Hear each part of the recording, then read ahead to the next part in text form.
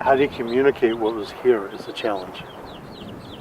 How do you communicate that in this beauty, and it's a beautiful place, that 800,000 people were killed?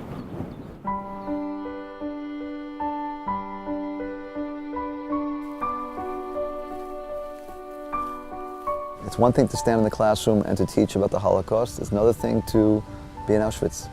It's another thing to be in Majdanek, to see the things themselves. Seeing it, smelling it, feeling it, you can describe the nuances, and that's what books can't do. Books can't be nuanced.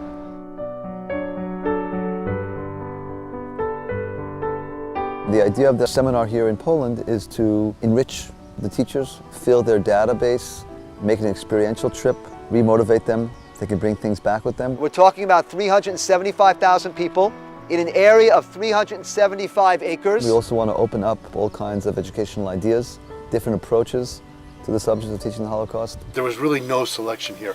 The pure purpose was to kill the people in less than a year.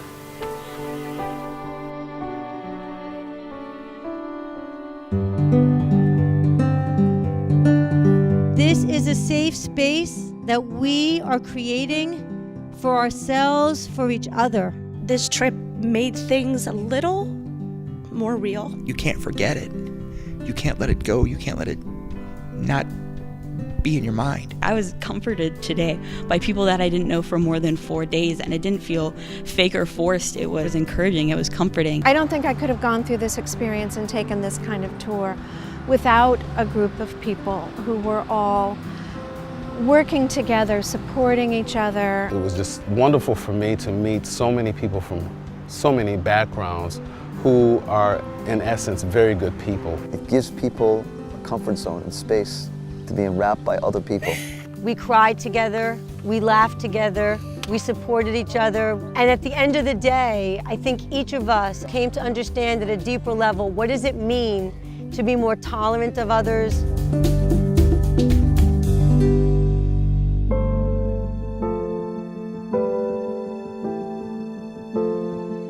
We try to bring a survivor with us. We have an amazing man, Howard Chandler, who accompanies us, and we go to his hometown. On a Tuesday, October the 27th, 1942, all the Jews had to move out and assemble in this market square.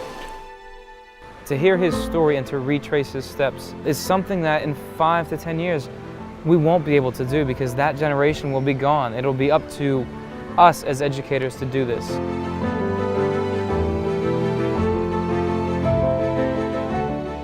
My hope was that at the end of the day, I'll go back home. Maybe my mother's alive, maybe my father's alive, or my sister, or my brother. This was my hope.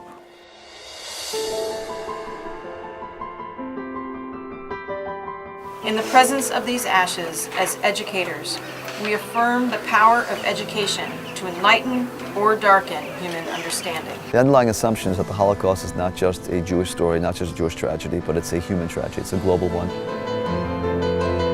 I am challenged to go back and do something wonderful for not only my students in my school district or in my classroom, but in the community. From my perspective, it's important to show what a thin layer civilization really is, and how easy, how simple it is to peel back that layer and to get to a very evil and dark place.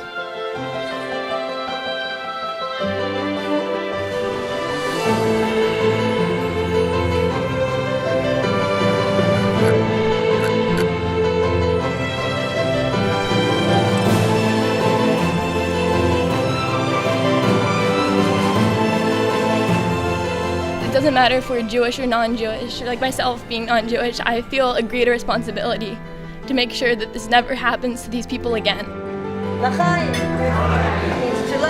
It's not unique to come to Poland. It's not unique to go to Auschwitz and Treblinka. But what's unique is that we have a Holocaust survivor, is that we meet righteous Gentiles. I would like to introduce Ms. Gruszczyńska. On the one hand, it seems like we just got here yesterday, and on the other hand, it seems like we've been here a year. We've done so much. It gives you way more questions than answers.